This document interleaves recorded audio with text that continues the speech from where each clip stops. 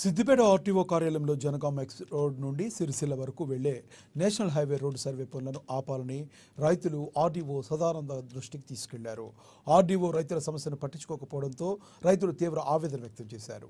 అనంతరం ఆర్డీఓ కార్యాలయం ఎదుట 9 గ్రామాల రైతులు బైఠాయించి నిరసన తెలిపారు. తమ భూములను కోల్పోవడంతో తీవ్రంగా నష్టపోతున్నామని రైతులు అన్నారు. హైవే రోడ్డు పనులు సర్వేను అడ్డుకుంటామని రైతులు హెచ్చరించారు. 30 లక్షలు పెట్టి పోసిన సార్ నేను అయితే ఇప్పుడు అక్కడికి అయిపోతుందో అంటారు. ఆడికి అయ్యి మొన్న జండలు వాచిపోయారు. మేము లేనేలేము, జండలు వాచిపోయాం. జండలు వాచిపోతే ఇప్పుడు మాకు అక్కడ అవసరమే లేదు, ఆ రోడ్ అవసరమే లేదు. ఇప్పుడు సిరిసిల్ల నుంచి ఇప్పుడు ఎల్కట్ నుంచి చక్కగా పోతుంది మంచిగా. మూడు ఉన్నాయి ఆప్షన్. 3 ఆప్షన్లల్లో అవి 2 క్యాన్సిల్ చేసిండు. ఇళ్ళకే తీసుకుంటూ ఏం అవసరం సార్?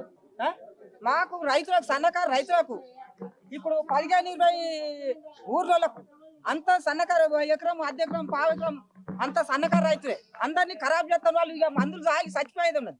ఏం లేదు, వీళ్ళు అట్లే పోతాం అంటే మంచుకో డబ్బు ఇవ్వమను. మంచుకో డబ్బు ఇస్తే ఆయనతో ఆ జాలని చస్తారు, ఆయనతో తాగుతారు, సత్తారు. అప్పుడు ఆయనతో వేసుకోమని, అప్పుడు రోడ్ వేసుకోమని సార్. గంతే ఇక ఇంకేమున్నది, ఏం లేదు.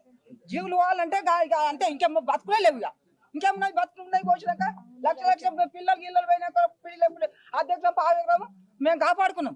ఇప్పుడు మొత్తం పోతుంది, అర్ధెకరం పోతుంది, పావు ఎకరం పోతుంది, ఎకరం పోతుంది. అంత సన్నకారు రైతులు, డబ్బులు ఉన్న వాళ్ళు ఇవ్వలేరు, అంత కైకులు జీవులు చేసుకుంటలే అసలు.